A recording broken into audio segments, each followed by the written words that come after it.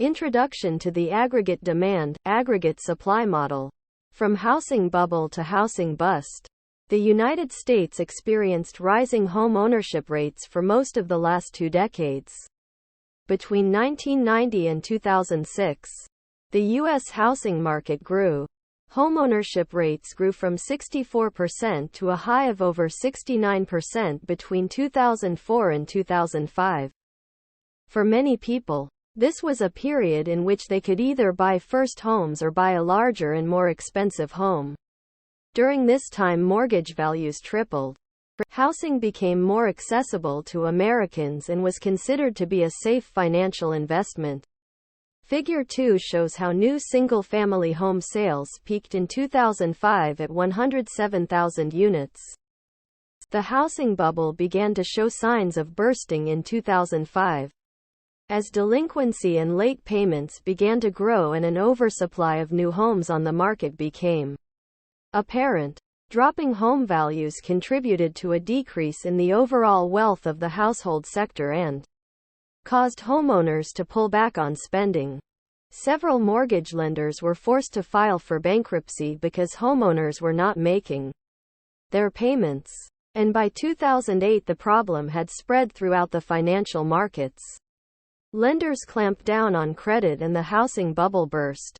Financial markets were now in crisis and unable or unwilling to even extend credit to credit-worthy customers.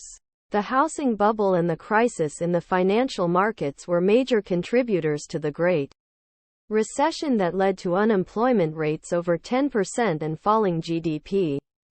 While the United States is still recovering from the impact of the Great Recession, it has made substantial progress in restoring financial market stability through the implementation of aggressive fiscal and monetary policy. The economic history of the United States is cyclical in nature with recessions and expansions. Some of these fluctuations are severe, such as the economic downturn experienced during Great Depression of the 1930s, which lasted several years. Why does the economy grow at different rates in different years? What are the causes of the cyclical behavior of the economy? This chapter will introduce an important model, the aggregate demand aggregate supply model, to begin our understanding of why economies expand and contract over time. Introduction to the aggregate supply aggregate demand model. In this chapter, you will learn about macroeconomic perspectives on demand and supply, building a model of aggregate supply and aggregate demand, shifts in aggregate supply, shifts in aggregate demand, how the AS-AD model incorporates growth, unemployment, and inflation, Keynes' law and Say's law in the AS-AD model.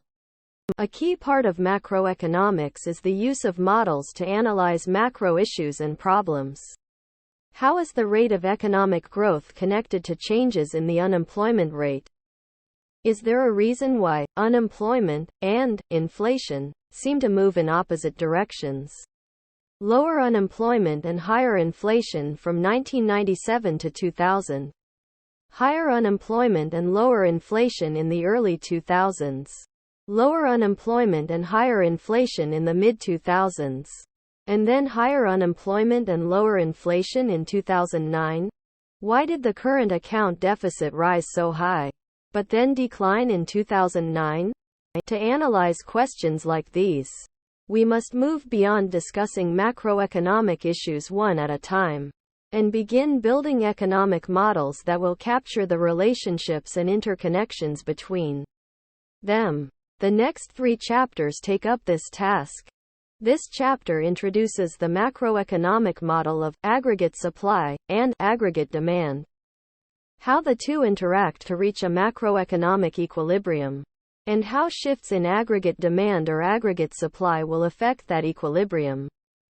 This chapter also relates the model of aggregate supply and aggregate demand to the 3 goals of economic policy: growth, unemployment, and inflation, and provides a framework for thinking about many of the connections and trade-offs between these goals. The chapter on focuses on the macroeconomy in the short run, where aggregate demand plays a crucial role. The chapter on explores the macroeconomy in the long run, where aggregate supply plays a crucial role. Thank you for watching BookTube channel.